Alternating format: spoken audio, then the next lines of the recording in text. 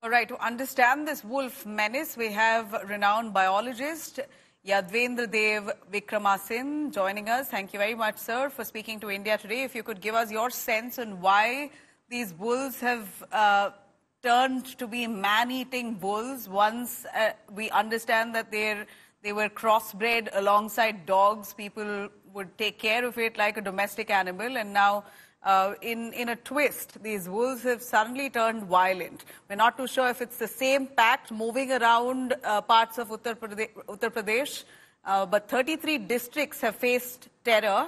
What do you think has happened here? First of all, it's very difficult to assess a situation like this. Wolves are extremely shy of humans and they rarely attack people. It's only 3 incidences in the last 50 years that there has been an incidence of wolf attack on humans in India. Nowhere else in the world has wolves attacked people at all.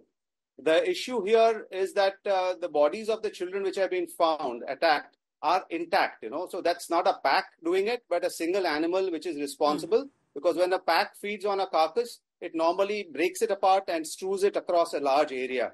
So I would highly recommend that there's only a single animal involved. In this region of UP, there are wolf-dog hybrids. People keep wolf-dog hybrids as pets and also wild wolves as pets. And these wolves, when they are released in the wild, they have no fear of people. And there is hardly any wild prey in the region. Children are less protected compared to livestock. So wolves or any other predator for that matter is likely to take to killing children in this region. It's only in eastern Uttar Pradesh that such incidences have occurred. They occurred in 1996 also, where a single wolf was found responsible for the death of 30 kids.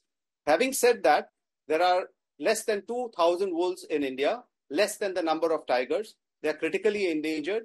And I think the problem will not solve by catching a pack of wolves, because unless that particular animal is targeted and captured, killing will continue, because I believe it's a single animal doing the killing in that area. Also, wolves are not capable of killing adults. So one has to look at very critically, because the compensation paid by the government is quite high in this poverty-ridden area. Many deaths might be attributed to wolves, which are not happening due to wolf predation at all. So this has to be critically evaluated by the police.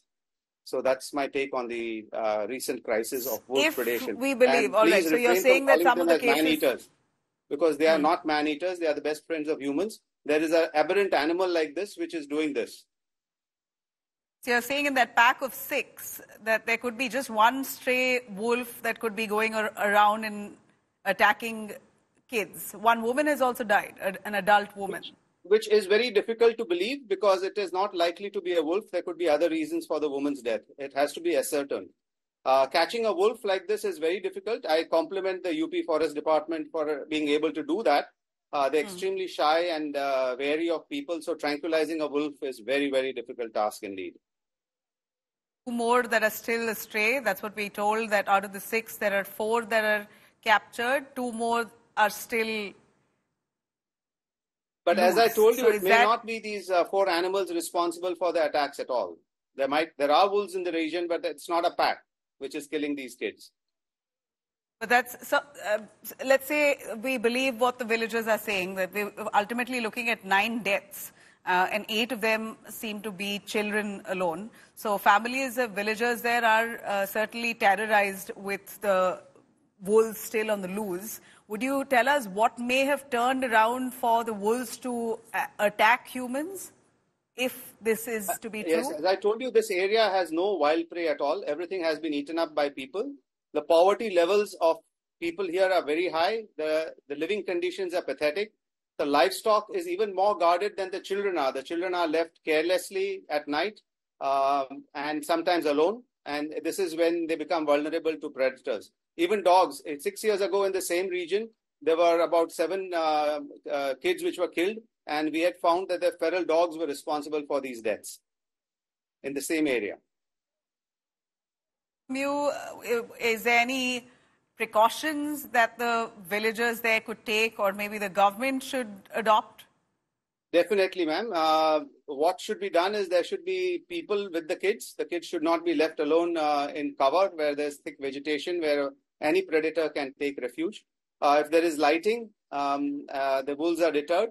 And if you have a guard dog in the area, that also would be a big deterrent.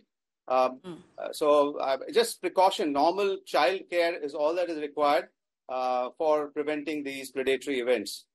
Right. Thank you very much, Yadvendra, for joining us.